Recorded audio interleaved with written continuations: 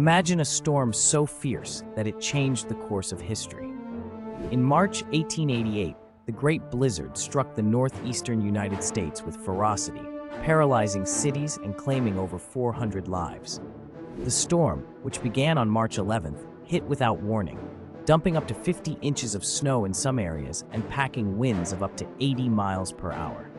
It caught many unprepared. Commuters were stranded, schools and businesses closed, and the railroads became impassable.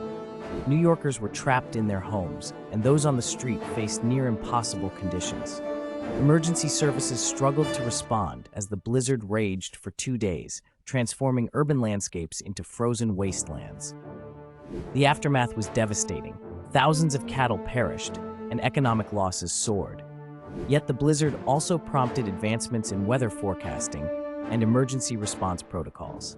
Cities learned the importance of preparedness, changing policies for future storms. The Great Blizzard of 1888 remains a stark reminder of nature's power and the resilience of communities facing adversity. Its legacy endures, influencing how we approach severe weather challenges even today.